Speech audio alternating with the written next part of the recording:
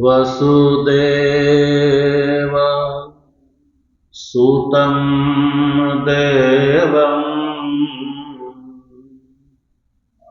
कंसचाणूरमर्दनम् देवकी परमानन्दम्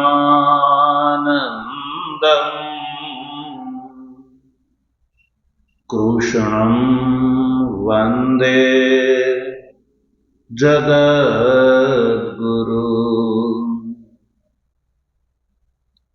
मूकं करोति वाचालं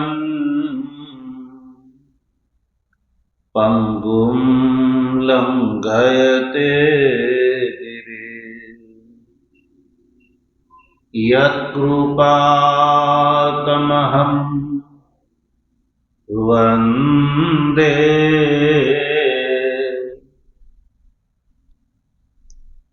परमानंद माधवम्। शंकरं शंकराचार्यं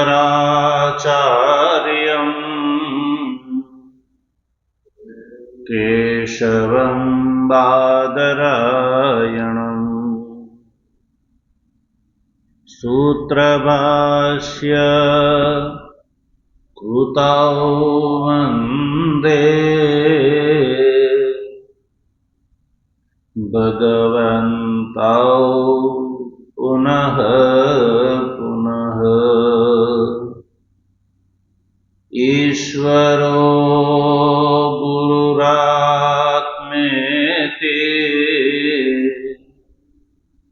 मूर्तिभेद विभागिने व्योमवद् व्याप्तदेहाय दक्षिणामूर्तये नमः। ओम शांति शांति शांति। तत्व जिज्ञासु सज्जनों, भगवाननी परमानुकंपाथी श्रीमद् भगवद गीताना शांकर भाष्य ना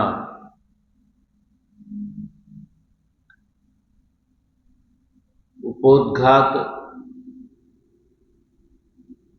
यानी कि उपकर्मणिकानो विचार करी રહ્યા છીએ।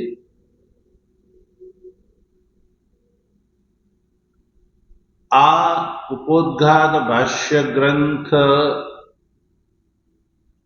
ना विचार क्रम में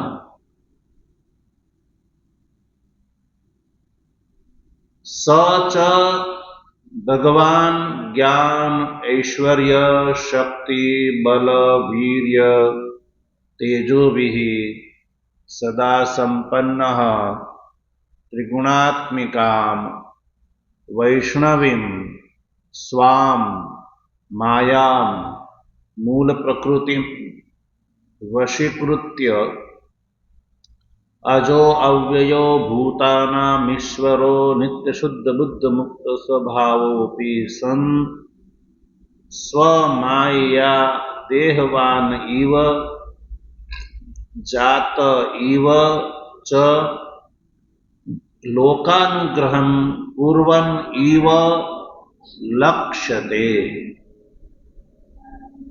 उपोद्घात भाष्यनी आ पंक्तिनो આપણે विचार કરી રહ્યા છીએ।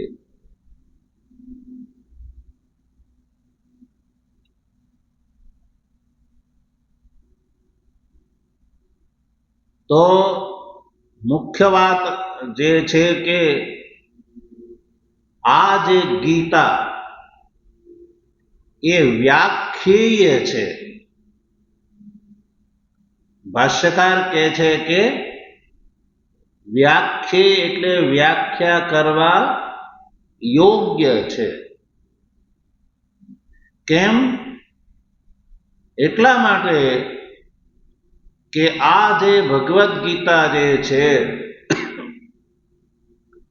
એ આપ્ત પ્રણીત છે.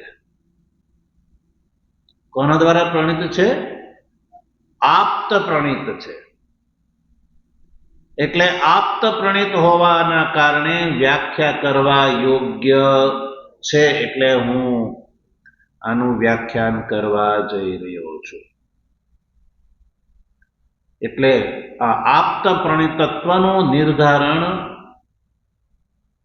ચાલી રહ્યું છે. પ્રારંભથી ભગવાન ભાષ્યકારના મનની અંદર આ જે ગીતા છે એ આપ્ત પ્રણીત છે એ નિર્ધારણ કરવા માટે થઈને પ્રથમથી આ ભાષ્ય ગ્રંથ છે.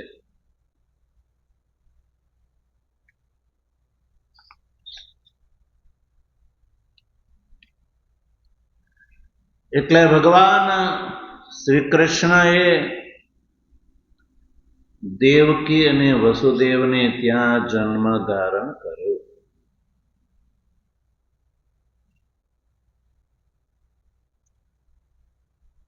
એ વાત અપૂર્વ સુધી થઈ. ચાલો ભગવાન જે નારાયણ જે છે એને શરીર ગ્રહણ કર્યું.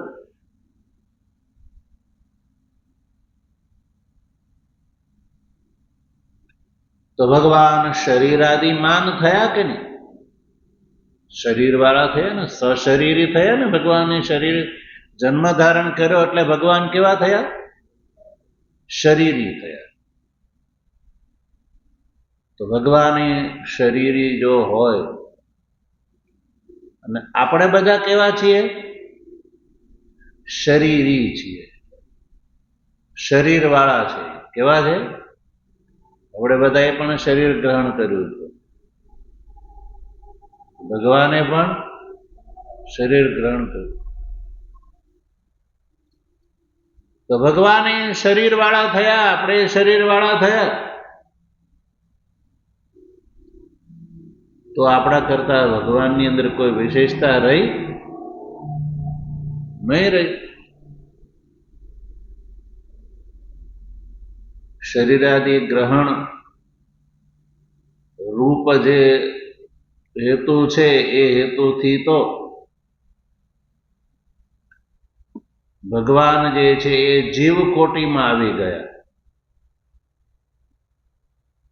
તો પછી ભગવાનની અંદર અનઈશ્વરત્વનો પ્રસંગ આવશે. અનિશ્વરત્વ જે એની પ્રસક્તિ થશે.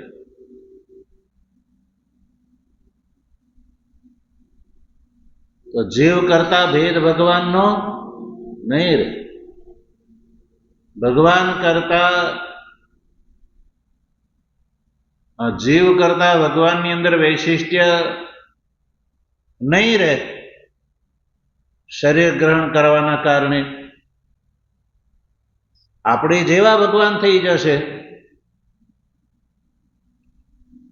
તો આ વાતને ધ્યાનમાં રાખીને ભગવાન ભાષ્યકાર આ પંક્તિની અંદર એવું કહે છે કે ભગવાન ભલે શરીર ગ્રહણ કર્યું છે, ભગવાન શરીરાદિ માન છે, છતાં પણ જીવ કરતા શરીર ગ્રહી ભગવાનની અંદર જ્ઞાનાદિકૃત વૈશિષ્ટ્ય છે જે જીવમાં નથી.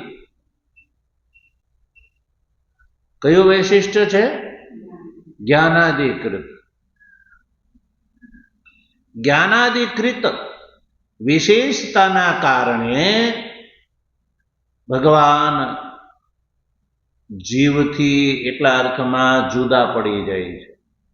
એટલે આપણા જેવા ભગવાન યદ્યપિ શરીર ગ્રહણ કરે છે છતાં પણ નથી. એટલે જીવ કરતા ઈશ્વરની અંદર જ્ઞાનાધિકૃત વૈશિષ્ટ્ય છે, એટલે ભગવાનની અંદર અનઈશ્વરત્વની પ્રસક્તિ આવતી નથી, બલકે ભગવાન શરીર ગ્રહણ કર્યું હોવા છતાં પણ ઈશ્વરત્વ ભગવાનનું બનેલું રહે છે. જ્ઞાનાધિકૃત એટલે ભગવાન ભાષ્યકારે આ પંક્તિમાં ભગવાનના 6 ગુણો બતાવ્યા કે ભગવાન આ 6 ગુણોથી યુક્ત છે. કયા કયા 6 ગુણો? જ્ઞાન, ઐશ્વર્ય, શક્તિ, બલ, વીર્ય અને તેજ. આનાથી ભગવાન સદા સંપન્ન છે. એવું નહીં કે આકસ્મિક આવે, સદા સંપન્ન છે.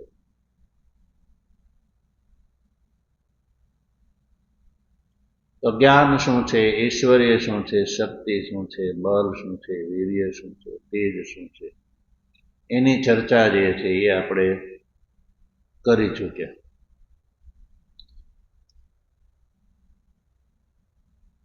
આ 6 ગુણા હંમેશા ભગવાનની અંદર રહે છે.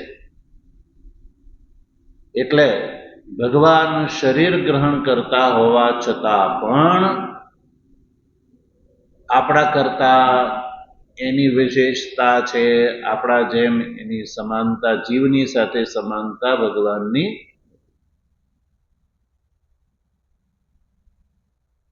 જીવ કરતા શરીર ગ્રહણ કરે છે છતાં પણ ભગવાનનું વૈશિષ્ટ્ય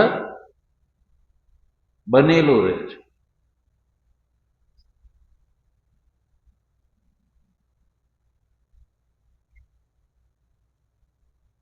તો પછી બીજો પ્રશ્ન એ ઉભો થયો છે કે માની લીધું ઈશ્વર જ્ઞાનાદિથી સંપન્ન છે, જીવ જે છે એ સદા જ્ઞાનાદિથી સંપન્ન નથી, એટલે જીવ કરતા ઈશ્વર જે છે એ વિશિષ્ટ છે, એ વાત નક્કી થઈ કે માની લીધું. તો પણ ઈશ્વર જે છે એ તો અનાદિ નિધન છે, નિત્ય શુદ્ધ બુદ્ધ મુક્ત સ્વભાવ છે. તો આવા પોતાના સ્વભાવથી વિપરીત ભગવાનના જન્માદિ કેવી રીતે સંભવ છે? શાસ્ત્રોમાં ભગવાનના સ્વરૂપને કહ્યું નિત્ય શુદ્ધ બુદ્ધ મુક્ત સ્વભાવ જે છે. તો પછી ભગવાનનો જન્મ જો તમે સ્વીકાર કરશો તો આ સ્વભાવથી ભગવાન જે છે એ વિપરીત ગણાશે. તો ભગવાનના સ્વભાવથી વિપરીત કહેવાય. એક બાજુથી નિત્ય શુદ્ધ બુદ્ધ મુક્ત સ્વભાવ કહો છો ભગવાનને, અને એક બાજુથી જન્મ ધારણ કરવા વાળા કહો છો, તો એ બેવું બને નહીં. બીજું એ છે કે ભગવાન તો આ સંપૂર્ણ ભૂતોના ઈશિતા છે. શું છે? ઈશિતા છે. પછી જીવ પરતંત્ર છે અને ઈશ્વર સ્વતંત્ર છે. તો આવું વૈશિષ્ટ ધરાવતા હોવા છતાં પણ ભગવાન પોતાને આ અનર્થ શરીર ગ્રહણ રૂપી અનર્થની અંદર શા માટે પાડે? અનર્થનું સંપાદન ભગવાન શા માટે ગ્રહણ કરે? કારણ કે જન્મ ગ્રહણ કરવો એ શું છે? અનર્થ છે. જન્મ સુખદાયી છે કે દુઃખદાયી છે? તો પછી જે ભૂતોના ઈશિતા છે, સ્વતંત્ર છે, તો એ પોતે જ પોતાને આ જન્માદિ રૂપ અનર્થની અંદર શા માટે પાડે? અર્થાત એ સંભવ નથી. ચાલો કોઈ લાભ લેવો હોય તો મનુષ્ય શરીર ગ્રહણ કરે, જીવ તો પોતાના કરેલા કર્મનું ફળ ભોગવવા માટે જન્મ ધારણ કરે છે. ભગવાનને દેહાદિના ગ્રહણ કરવાથી કોઈ લાભ લેવો નથી, કોઈ ભગવાનને ફળ મળવાનું નથી. તો પછી શા માટે ભગવાન શરીર ગ્રહણ કરે? ભાઈ, એ પ્રશ્ન ઉભો થાય. ભગવાન ભાષ્યકાર આ વાતને મનમાં ધ્યાનમાં રાખીને ઉત્તરના રૂપમાં કહે છે કે ત્રિગુણાત્મિકામ વૈષ્ણવીમ સ્વામ માયામ મૂળ પ્રકૃતિમ વશીકૃત્ય અજો અવ્યયો ભૂતાનામ ઈશ્વર નિત્ય શુદ્ધ બુદ્ધ મુક્ત સ્વભાવોપી સન સ્વમાયા દેહવાન ઇવ જાત ઇવ ચ લોકાનુગ્રહમ પૂર્વન ઇવ લક્ષ્યતે. ભાષ્યકાર આ વાત શંકાને ધ્યાનમાં રાખીને આ પંક્તિ લખે. ભાષ્યકાર એ વાત સ્પષ્ટ કરે છે કે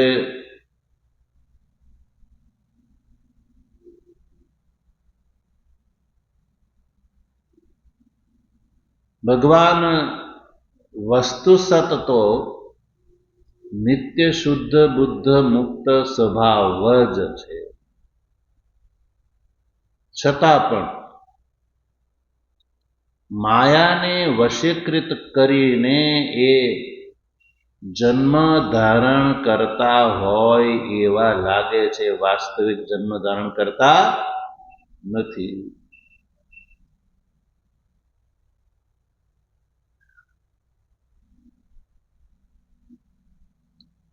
એટલે માયાના ભિન્ન ભિન્ન વિશેષણો આમાં ભાષ્યકારે વાપર્યા છે. પંક્તિમાં મૂળ વાત એ છે કે માયામ વશીકૃત્ય દેહવાન ઇવ જાત ઇવ લક્ષ્યતે.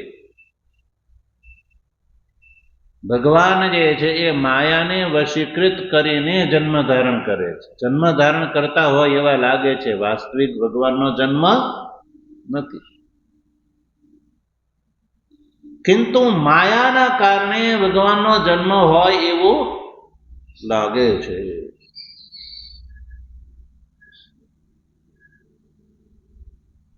કારણ કે માયાની વિશેષતા છે. વસ્તુતઃ ભગવાન તો અજ જ છે, અવ્યય છે, સમગ્ર ભૂતોના ઈશિતા છે, નિત્ય શુદ્ધ બુદ્ધ મુક્ત સ્વભાવ છે. પણ પોતાની માયાના કારણે જન્મ ધારણ કરતા હોય એવા લાગે છે. એટલે વાસ્તવિક જન્મ ભગવાનનો નથી. અને એટલે ભગવાનને જન્મ ધારણ કરવાથી કોઈ અનર્થની પ્રાપ્તિ નથી થતી. હવે માયા જે છે એના વિશેષણો ઉપર આપણે વિચાર કરીએ. મૂળ વાત છે ભગવાન માયાને વશીકૃત કરીને જન્મ ધારણ કરે છે. માયા કેવી છે? તો માયાનું પહેલું વિશેષણ છે જો ત્રિગુણાત્મિકામ. એ માયાનું પહેલું વિશેષણ છે, ત્રિગુણાત્મિકા માયા. માયા ત્રિગુણાત્મિકા છે.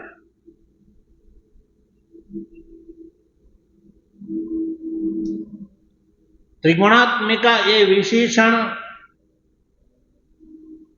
શા માટે છે? એટલા માટે કે આ જે સંસારની અંદર જે દેહધારી જીવો છે, દેહધારી જીવો છે, એ દેહો બધાના એક સરખા છે કે જુદા જુદા છે? જુદા જુદા છે. તો આ જે દેહાદી જે છે દેહાદિગત જે વૈરૂપ્ય છે, દેહાદિગત જે વૈરૂપ્ય છે એ માયાના કારણે છે. શેના કારણે છે? માયાના કારણે. માયા દ્વારા જે શિક્ષિત જે માયા જે શરીરોની રચના કરી રહી છે, એ શરીરોની અંદર જે વૈરૂપ્ય જોવા મળે છે, એ વૈરૂપ્ય એટલે કે વિવિધ રૂપ, જુદા જુદા જે રૂપ જોવા મળે છે, એ રૂપનું કારણ એ માયાની અંદર રહેલું છે. ઉત્પદ્યમાન જે દેહો છે એ 3 પ્રકારના છે. તો એનાથી એ નક્કી થાય છે કે એનું જે કારણ માયા જે છે એ એની અંદર આ 3 ભેદ હોવા જોઈએ. એટલે માયા ત્રિગુણાત્મિકા છે, એટલે એના કારણે આ દેહો જે છે એ પણ ત્રિગુણાત્મક જોવા મળે છે. એટલે સંસારની અંદર આપણે જોઈએ છે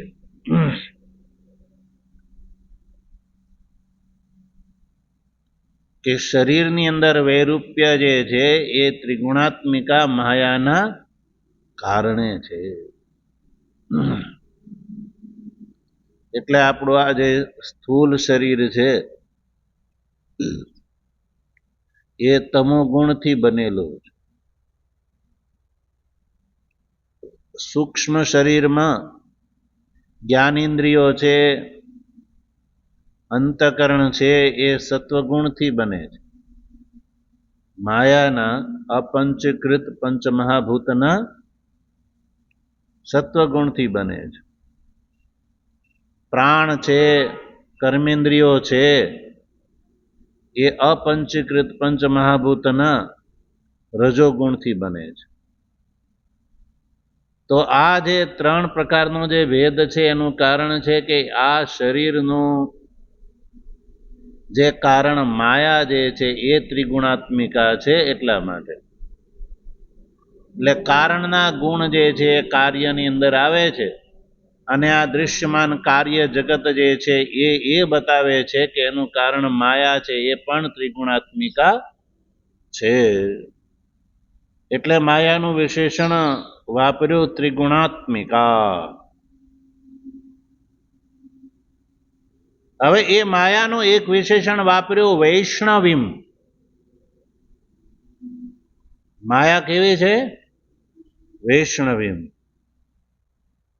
વૈષ્ણવી એ વિશેષણ શા માટે વાપર્યું ભાષ્યકારે માયાને માટે? તો કહ્યું કે માયાની અંદર વ્યાપકત્વની સિદ્ધિ માટે. માયા કેવી છે? વ્યાપક છે. માયાના વ્યાપકત્વને કહેવા માટે થઈને વૈષ્ણવીમ એવું વિશેષણ વાપર્યું. વિષ્ણુ શબ્દ વ્યાપનશીલ છે.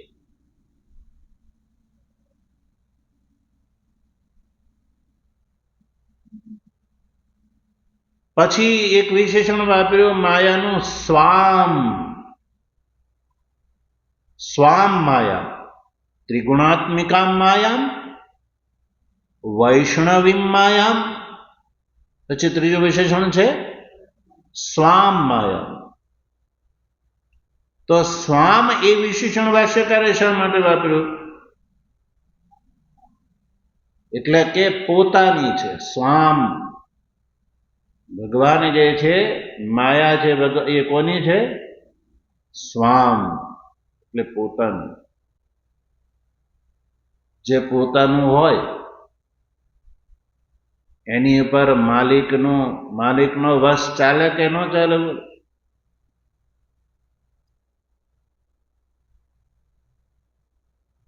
ઈશ્વર પારવશ્યમ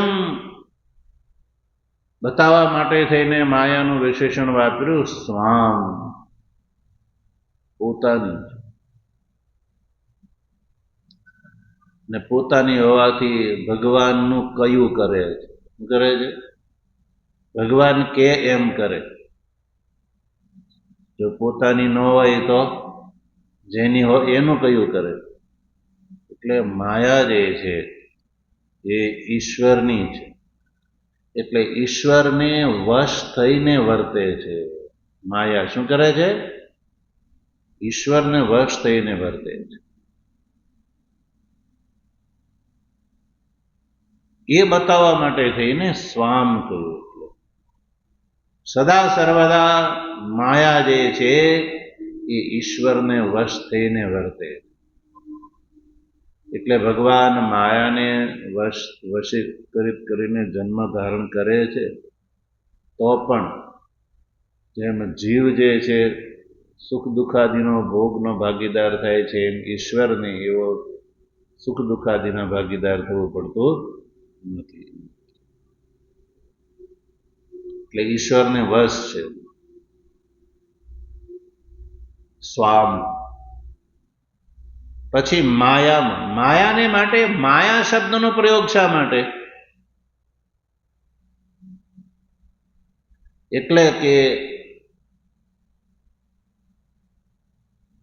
પ્રતિભાસ માત્ર શરીર છે, વાસ્તવિક નથી.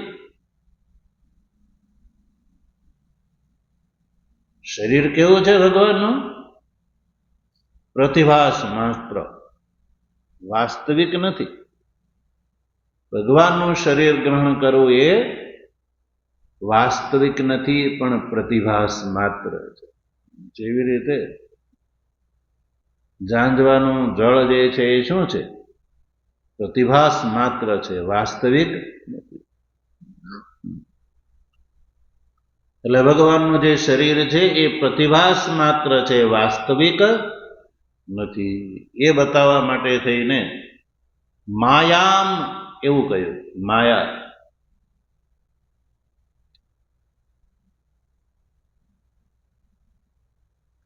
અને આ જે માયા જે છે એ અનેક પ્રકારના કાર્યના આકાર રૂપથી પરિણિત થાય છે. આ સંસારની અંદર અનેક પ્રકારના જે કાર્યો છે એ કાર્યોના આકારથી માયા પરિણિત થાય છે. માયાનું આ પરિણામ છે. સંસાર છે એ માયાનું પરિણામ છે. એટલે એ પરિણામિત્વ સૂચિત કરવા માટે થઈને એ માયાને માટે મૂળ પ્રકૃતિમ એવું વિશેષણ વાપર્યું. મૂળ પ્રકૃતિ. કે આ માયા જે છે એ આ સંસારની મૂળ પ્રકૃતિ છે.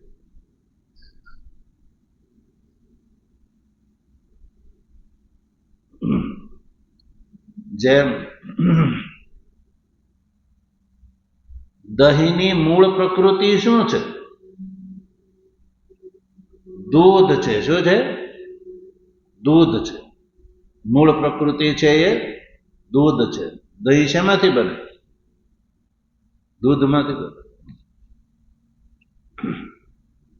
એમ આ જે દૃશ્યમાન સંસાર છે એ જેમાં દહીં છે એ દૂધનું પરિણામ છે, એમ આ જે સંસાર છે એ માયાનું પરિણામ છે. એટલે માયાના માટે મૂળ પ્રકૃતિ એવા શબ્દનો પ્રયોગ કરવામાં.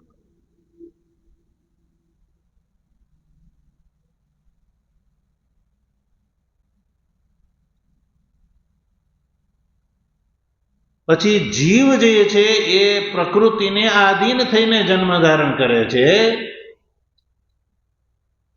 જીવ આ મૂળ પ્રકૃતિ માયાને આધીન થઈને જન્મ ધારણ કરે છે. તો પછી ભગવાને જન્મ ધારણ કરે છે તો એ તે આ મૂળ પ્રકૃતિ માયાને અધીન થઈને જન્મ ધારણ કરતા હશે? તો કહ્યું કે નહીં. વશીકૃત્ય, મૂળ પ્રકૃતિને વશીકૃત કરીને. એટલે ભગવાન જે છે પ્રકૃતિને પોતાને વશ કરીને જન્મ ધારણ કરે છે. માયાને વશ થઈને નહીં, પણ માયાથી ઈશ્વર વશ નથી થતા, પણ ઈશ્વર માયાને પોતાને વશ કરીને જન્મ ધારણ કરે. એટલે કહ્યું કે વશીકૃત્ય એ વિશેષણ વાપર્યું.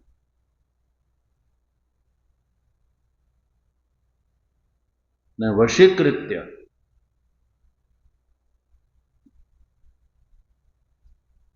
સ્વભાવથી તો ભગવાન અજહ અજ છે. કેવા છે? અજ છે. સ્વરૂપથી તો અજહ અજહ ન જાયતે ઇતિ અજહ જાયતે ઇતિ જ ન જાયતે ઇતિ અજહ. જેનો જન્મ થાય એને જ કહેવામાં આવે, જેનો જન્મ નથી થતો એને કહેવામાં આવે અજહ.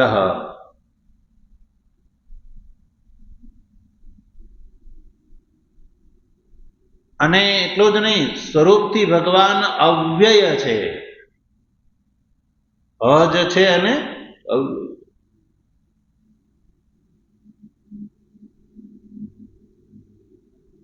અવ્યય કે જેનો વ્યય નથી થતો. એ ત્રણેય કાળમાં એક સરખા રહે છે ભગવાન. પછી ભૂતાનામ ઈશ્વર, સંપૂર્ણ ભૂતોનો નિયામક છે.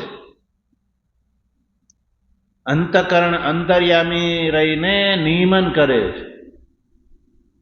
એટલે ભગવાન જે છે એ ઈશિતા છે, નિયમન કરતા છે, નિયમ્ય નથી પણ નિયમન કરવા વાળા. ભૂતાનામ ઈશ્વર અથવા તો સંપૂર્ણ ભૂતોના હૃદયની અંદર એ વિદ્યમાન રહે છે એટલે ભૂતાનામ ઈશ્વર. અને સ્વરૂપથી ભગવાન નિત્ય શુદ્ધ બુદ્ધ મુક્ત છે. કેવા છે? નિત્ય શુદ્ધ બુદ્ધ મુક્ત સ્વભાવ છે. ભગવાન નિત્ય છે, શુદ્ધ છે, બુદ્ધ છે અને મુક્ત સ્વભાવ છે.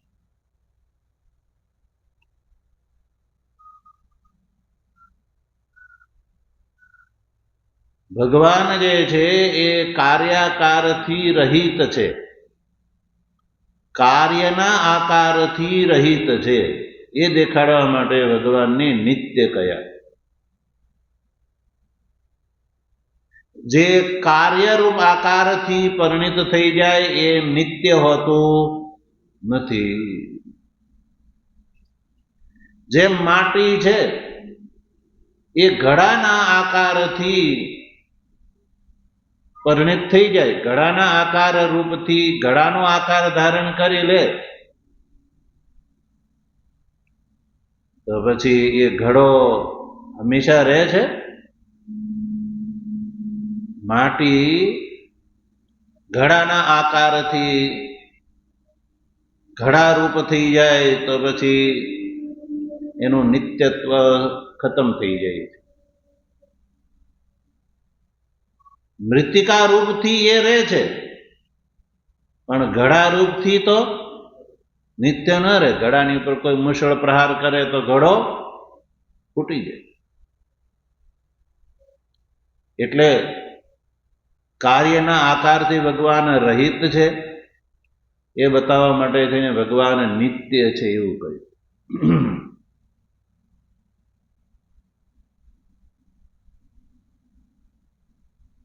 પછી કારણ ભગવાન જે છે કોઈનું કારણ નથી એ બતાડવા માટે થઈને ભગવાનનો એક વિશેષણ વાપર્યું શુદ્ધ, કે ભગવાન છે એ અકારણ છે.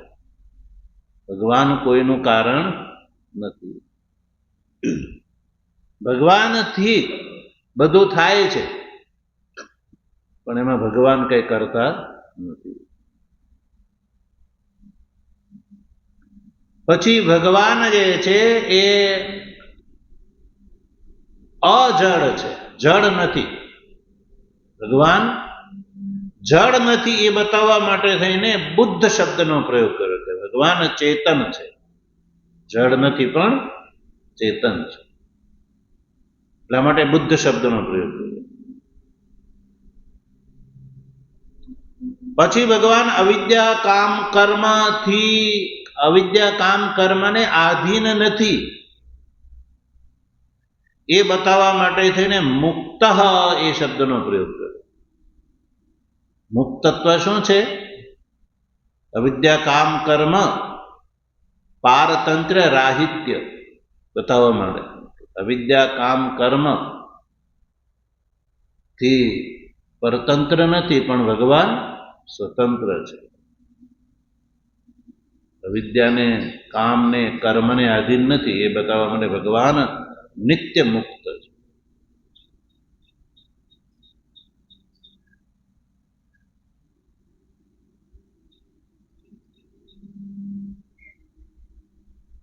એટલે નિત્ય, શુદ્ધ, બુદ્ધ, મુક્ત આ ચાર વિશેષણ ભગવાન માટે ભાષ્યકાર વાપરે છે.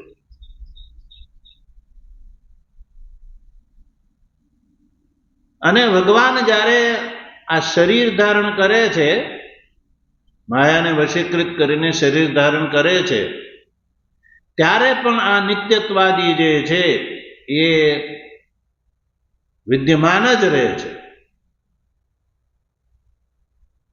નહીં તો કોઈ એવું ન કે ભાઈ ચાલો શરીર અવસ્થામાં નહીં રહેતા હોય, મોક્ષ અવસ્થામાં રહેતા હશે, તો એવું નથી. નિત્ય, શુદ્ધ, બુદ્ધ, મુક્ત છે ને એ ભગવાનનો સ્વભાવ છે, અને સ્વભાવ ક્યારેય કોઈ અવસ્થામાં દૂર થતો નથી. એટલે નિત્ય, શુદ્ધ, બુદ્ધ, મુક્ત શું છે? એ ભગવાનનો સ્વભાવ છે. એટલે આવો સ્વભાવ હોવા છતાં પણ સ્વભાવોપી સન, આવો સ્વભાવ હોવા છતાં પણ ભગવાન જે છે એ જન્મ ધારણ કરતા હોય એવા લાગે છે.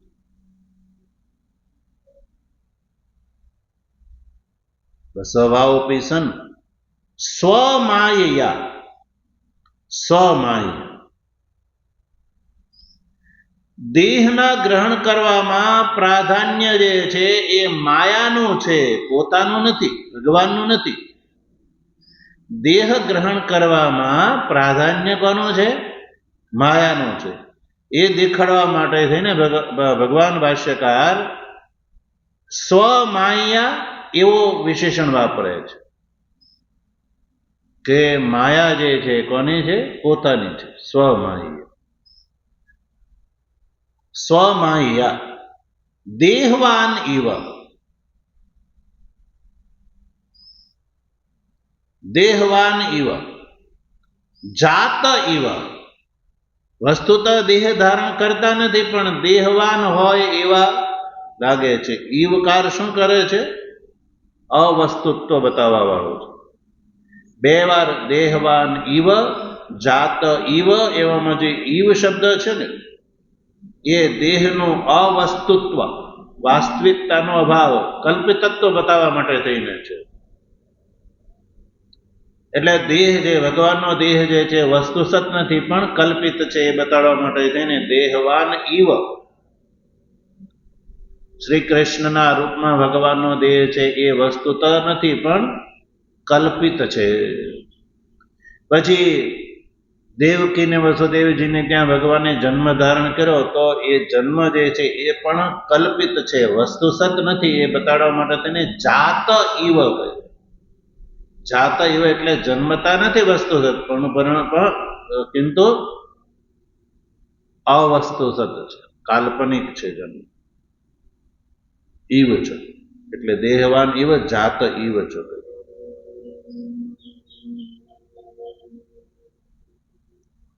તો પછી જન્મનો કારણ શું છે? ઉદ્દેશ શું છે? તો કે લોકાનુગ્રહમ, લોકાનુગ્રહમ કુર્વન ઇવ લક્ષ્યતે. લોકની ઉપર અનુગ્રહ કરવા માટે. તો લોકની ઉપર અનુગ્રહનું સ્વરૂપ શું છે? આ ધર્મ દ્વયનો ઉપદેશ. પ્રવૃત્તિ લક્ષણ ધર્મ અને નિવૃત્તિ લક્ષણ ધર્મનો ભગવાને ઉપદેશ આપો, તો એ ઉપદેશ દ્વારા પ્રાણી વર્ગનું શું થશે? કલ્યાણ થશે, એની ઉપર અનુગ્રહ કૃપા થશે. હવે ભગવાન આ જે પ્રવૃત્તિ લક્ષણ અને નિવૃત્તિ લક્ષણ ધર્મ જે છે એનો જે ઉપદેશ આપ્યો છે, આ જન્મધર્મ કરીને ભગવાને આપ્યો, તો પ્રાણી વર્ગને લાભ શું થશે? તો પ્રવૃત્તિ લક્ષણ ધર્મનું અનુષ્ઠાન કરવાથી પ્રાણી અભ્યુદયના ભાગીદાર થશે, અને નિવૃત્તિ લક્ષણ ધર્મના અનુષ્ઠાનથી સમગ્ર પ્રાણી વર્ગ જીવો જે છે, સંસારના જીવો છે, એ નિઃશ્રેયસના ભાગીદાર થશે. અભ્યુદય અને નિઃશ્રેયસત્વનું આપાદન કરાવવા માટે ભગવાન જન્મ ધારણ કરે છે, એ જ ભગવાનનો અનુગ્રહ છે. એટલે પ્રાણીઓ પેલા પ્રવૃત્તિ લક્ષણ ધર્મનું પાલન કરે તો એના દ્વારા અભ્યુદયને પ્રાપ્ત કરે અથવા ચિત્ત શુદ્ધ પ્રાપ્ત કરે, અને ત્યારબાદ જે છે નિવૃત્તિ લક્ષણ ધર્મના ભાગીદાર થઈ અને નિર્વિશેષ મોક્ષના ભાગીદાર થઈ શકે. તો જો સજ્જનો આ જે છે એ ભગવાનનો લોકાનુગ્રહ છે, એ લોક ઉપર અનુગ્રહ છે. એવું જે લોકો કહેતા હોય કે ભગવાન તો એમને લેવા આવ્યા અને અમુક અમુક લોકમાં લઈ ગયા, એ શું છે? તો લોકોને બેવકૂફ બનાવે છે. વાસ્તવિકતા આ છે. ભગવાનની કૃપા એટલે કે કંઈ કર્યા વગર ભગવાનની કૃપા વરસતી. અનુગ્રહનો અર્થ છે કૃપા. એટલે એવું નહીં કે ભગવાનની કૃપા થાય એટલે કંઈ કરવું ન પડે. ભગવાનની કૃપા એ છે કે ભગવાન આ ગીતા દ્વારા સમગ્ર માનવ જાત ઉપર કૃપા કરી છે. એવું નહીં કે ભાઈ મારા સંપ્રદાયના હોય એની ઉપર જ હું કૃપા કરું, બીજા ઉપર ન કરું. એ ઈશ્વરનું લક્ષણ નથી. ઈશ્વરનું લક્ષણ નથી. એ મનુષ્ય બુદ્ધિ પરિકલ્પિત કોરી કલ્પના, એનાથી કોઈનું કલ્યાણ થઈ શકતું. ભગવાનનો અનુગ્રહ અને ભગવાનની કૃપા એ છે કે ભગવાને અર્જુનને નિમિત્ત બનાવીને જે આ પ્રવૃત્તિ લક્ષણ ધર્મ અને નિવૃત્તિ લક્ષણ ધર્મ અર્થાત કે જ્ઞાન નિષ્ઠા અને કર્મ નિષ્ઠાનો આ ગીતામાં ઉપદેશ આપ્યો, એ ઉપદેશ પ્રમાણે સંસારના જીવો જે છે એ અનુષ્ઠાન કરે તો અભ્યુદય અને મોક્ષના ભાગીદાર થાય છે. એની અધોગતિથી બચી અને અભ્યુદય અને મોક્ષના ભાગીદાર થાય છે.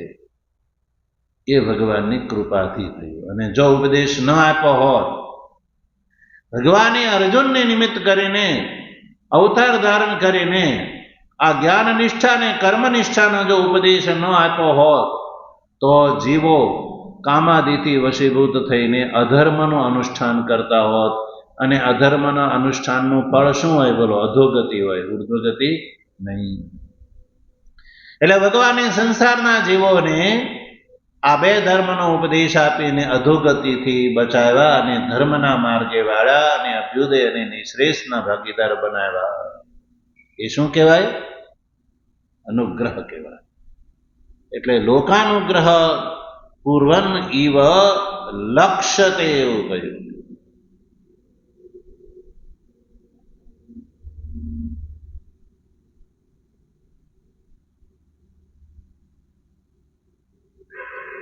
એટલે ભગવાન ભાષ્યકાર દ્વારા એક જે વિશેષણ છે એ એટલું અર્થ ગાંભીર્ય ધરાવે છે કે એક માત્રા પણ ભાષ્યમાં વ્યર્થ નથી. તે અનુગ્રહનો અર્થ સમજાઈ ગયો. ભગવાન કોઈની ઉપર સ્વતંત્ર આમ હાથ કરીને કિરણોને એવું કરવા નથી દેતા. ભગવાન તો મનુષ્યના માટે ઉન્નતિનો પથ ઉપદેશ પ્રદાન કરે છે, અને એ ઉપદેશ આજે પણ વિદ્યમાન છે. મનુષ્ય ગીતાના કયા પ્રમાણે જો પોતાનું જીવન બનાવે તો મનુષ્ય આજે પણ આ જ અભ્યુદય અને નિશ્રેષનો ભાગીદાર થાય છે. ભગવાને ગીતાની અંદર જે બતાવ્યો છે પ્રવૃત્તિ લક્ષણ ધર્મ, એ વર્ણ અને આશ્રમ ધર્મનું મુખ્ય રૂપથી પાલન, એ દ્વારા આ જીવ છે એ અભ્યુદયનો ભાગીદાર થાય છે, અને જ્ઞાન નિષ્ઠાના કારણે નિશ્રેષનો ભાગીદાર થાય છે. એટલે અભિપ્રાય એ છે કે મનુષ્ય બુદ્ધિ પરિકલ્પિત જે છે ધર્મ જે છે એ જીવને માટે કલ્યાણનું કારણ નથી, પણ ઈશ્વર દ્વારા પ્રદત્ત જે છે આ માર્ગથી જ જીવનું કલ્યાણ સંભવે છે. વર્તમાન કાળમાં આપણે જોઈએ છીએ કે ભગવાન દ્વારા પ્રદત્ત આ જે ઉપદેશ છે એ ઉપદેશની અનદેખી કરીને, અન્યથા કરીને અનેકો સંગઠનો છે જે પોતપોતાની બુદ્ધિથી પરિકલ્પિત જે છે એને ધર્મ કહીને લોકોને એની અંદર જોડીને એટલા માટેની જકડી અને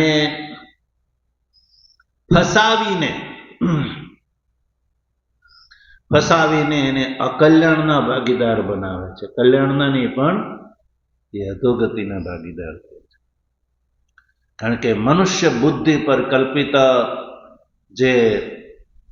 જેને લોકો ધર્મ કહે છે એનાથી કોઈનું કલ્યાણ થતું નથી. એ ધર્મ છે જ નહીં, ધર્માભાસ છે. શું છે? ધર્માભાસ છે. એટલે ગીતા દ્વારા, ગીતાનો ઉપદેશ પ્રમાણે મનુષ્ય પોતાનું જીવન બનાવે તો જ જીવનું કલ્યાણ સંભવ છે. એટલા માટે ભગવાન ભાષ્યકાર આ ગીતાનો અર્થ કરે છે, એ આગળ બતાવે છે.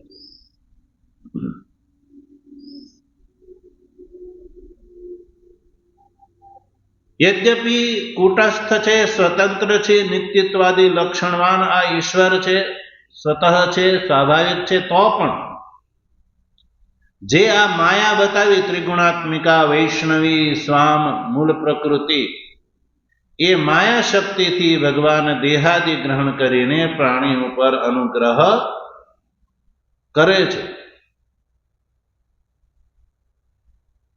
એટલે ભગવાનનું આ જે કાર્ય સ્વભાવથી વિપરીત નથી.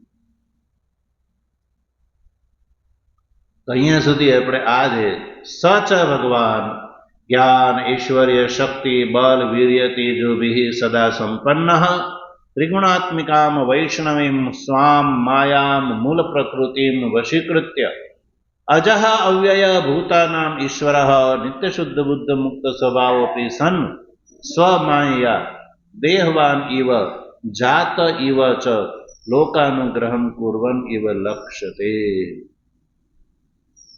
એ દ્વારા ભગવાનના જન્મનું સ્વરૂપ સ્પષ્ટ થયું. એનો એક એક શબ્દનું આપણે ઊંડાણપૂર્વક એનો વિચાર કર્યો.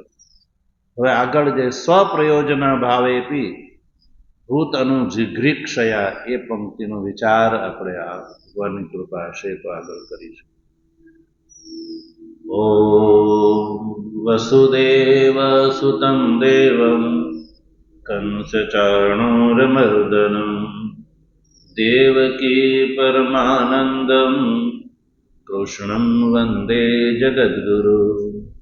મૂકં કરોતિ વાચાલં પંગું લંઘયતે ગિરિં યત્કૃપાતમહં વંદે પરમાનંદમાધવં. શંકરં શંકરાચાર્યં કેશવં બાદરાયણં સૂત્રભાષ્ય કૃતૌ વંદે ભગવन्तौ પુનઃ પુનઃ.